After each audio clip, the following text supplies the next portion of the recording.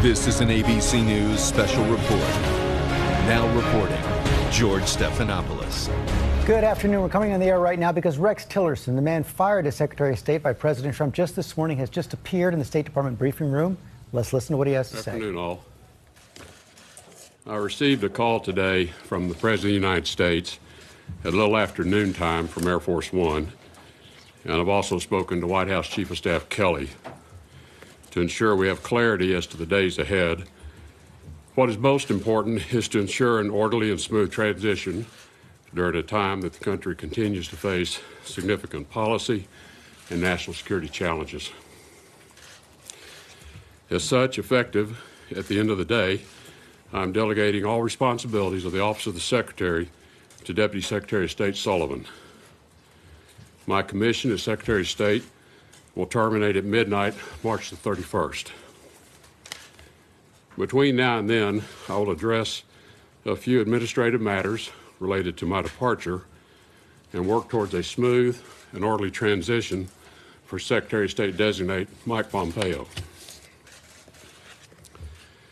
I'm encouraging my policy planning team and undersecretaries and assistant secretaries, those confirmed, as well as those in acting positions, to remain at their post and continue our mission at the State Department and working with the interagency process.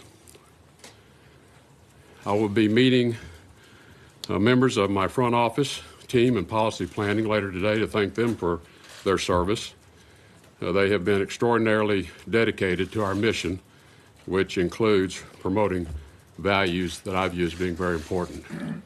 The safety and security of our State Department personnel, accountability, which means treating each other with honesty and integrity, and respect for one another. Most recently, in particular, to address challenges of sexual harassment within the department.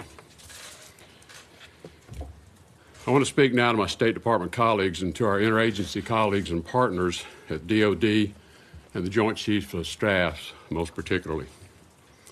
To my Foreign Service officers and civil service colleagues, we all took the same oath of office.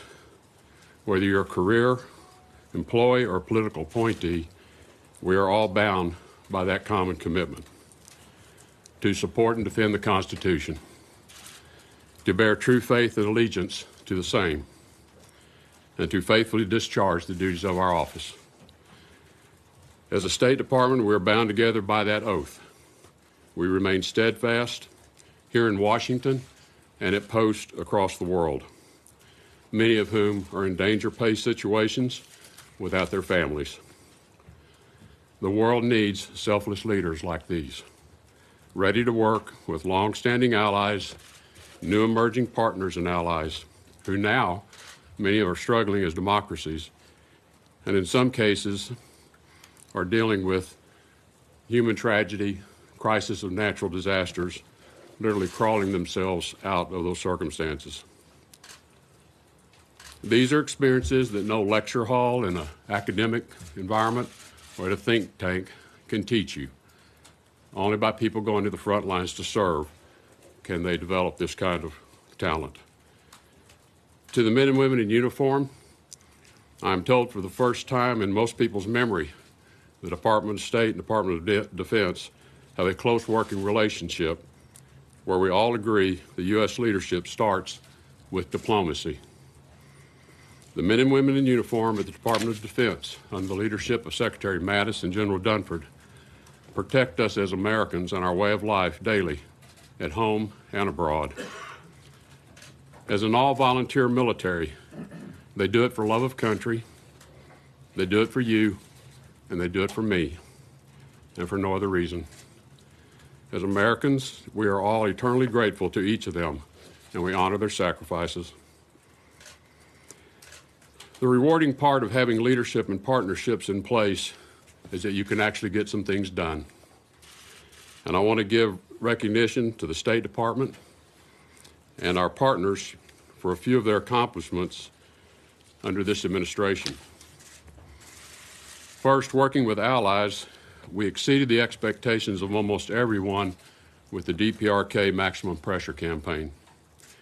With the announcement on my very first trip as Secretary of State to the region that the era of strategic patience was over, and we commenced the steps to dramatically increase not just the scope, but the effectiveness of the sanctions.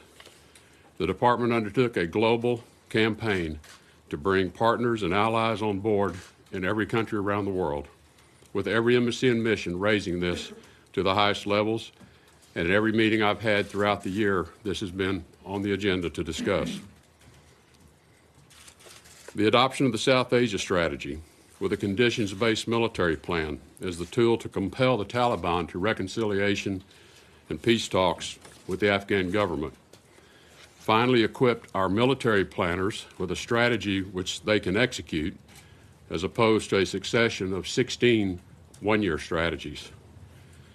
This clear military commitment attracted the support of allies broadly and equipped our diplomats with a whole new level of certainty around how to prepare for the peace talks and achieve the final objectives. In other areas, while progress has been made, much work remains. In Syria, we did achieve important ceasefires and stabilizations, which we know has saved thousands of lives.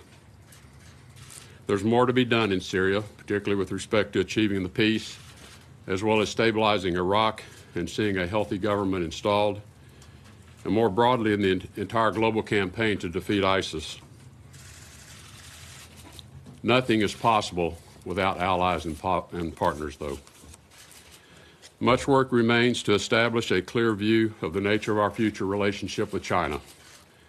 How shall we deal with one another over the next 50 years and ensure a period of prosperity for all of our peoples, free of conflict between two very powerful nations?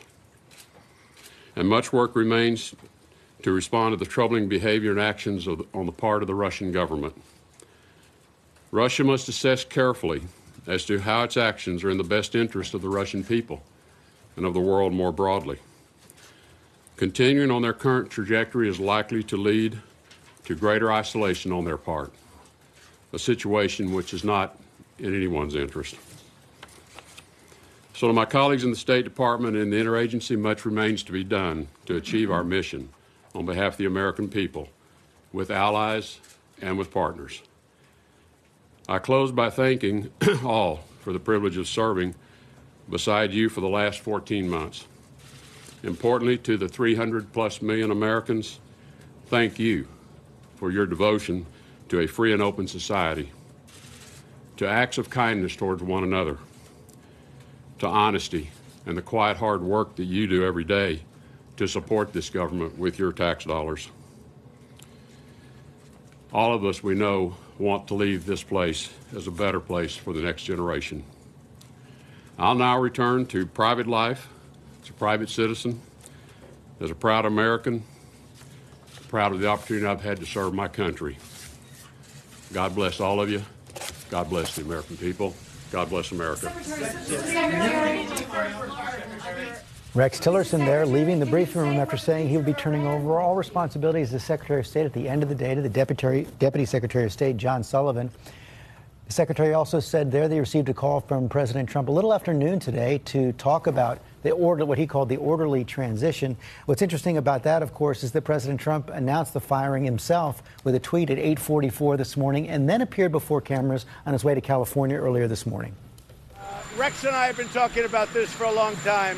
We got along actually quite well, but we disagreed on things. When you look at the Iran deal, I think it's terrible. I guess he thought it was okay. I wanted to either break it or do something, and he felt a little bit differently. So we were not really thinking the same.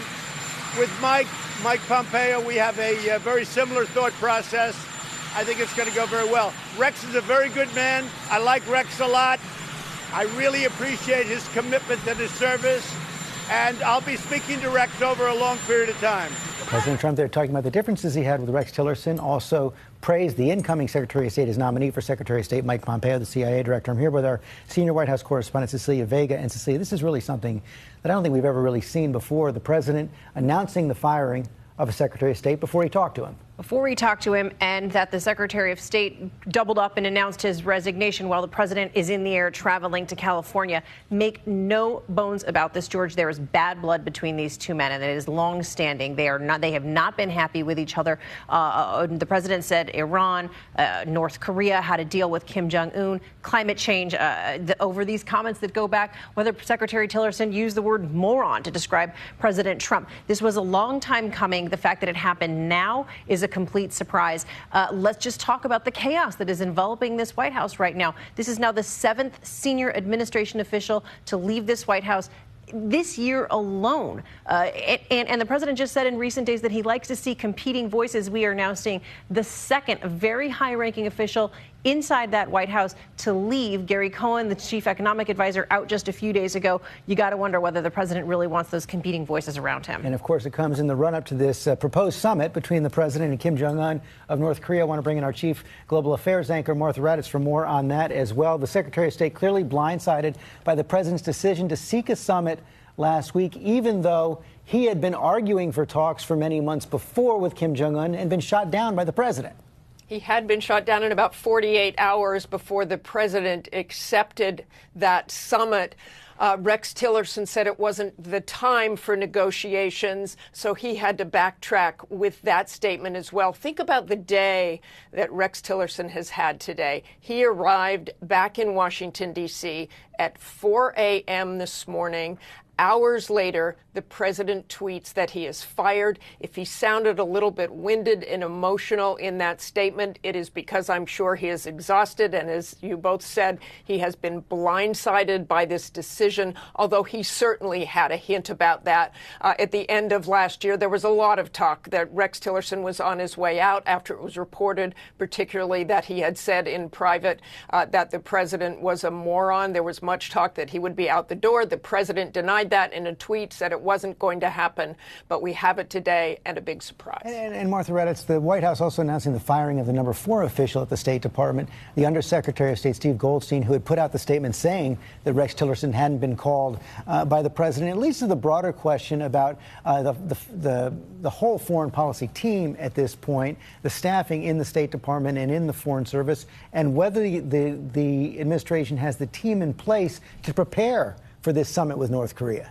And that's the question, George. The State Department, there are so many unfilled positions. There is no ambassador to South Korea right now, although there is a very capable number 2 in charge there in Seoul. But the State Department and the Steve Goldstein today fired. I really haven't seen anything like the State Department so suddenly. And this is the statement that he made. He is the Undersecretary, or was the Undersecretary of State for Public Diplomacy. The Secretary had every intention of staying because of the critical progress made in national security. He will miss his colleagues at the Department of State. To go on, the secretary did not speak to the president and is unaware of the reason he was fired. And within a couple of hours, the man who put that statement out fired. Cecilia Vega, one of the things we're seeing right here, right now, is President Trump doing exactly what he wants to do. He wanted to meet with Kim Jong-un in North Korea. He said he was going to do it despite the advice of the experts. He wanted his guy, Mike Pompeo, the CIA director, in as director of the CIA, as State Department head. That's what he did. And he said today that he is now close 14 months into his administration to having his cabinet be exactly the makeup that he wants it to be. We know from our sources inside the White House and outside who still talk to a lot of people inside the White House that President Trump has become increasingly isolated and that he is increasingly angry. And you've got to wonder whether this is a result of the emotion that the president is feeling right now. Upcoming hearings now for Mike Pompeo to be Secretary of State. Also, Gina Haspel, Martha Raddatz, final note on this. Gina Haspel, career CIA officer, has now been appointed, nominated to be head of the CIA, the first woman to lead the CIA.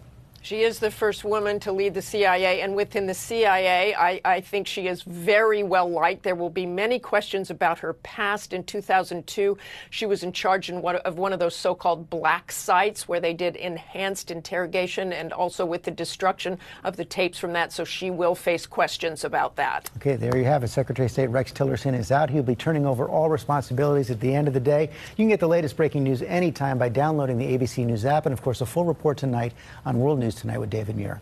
Have a good day. This has been a special report from ABC News.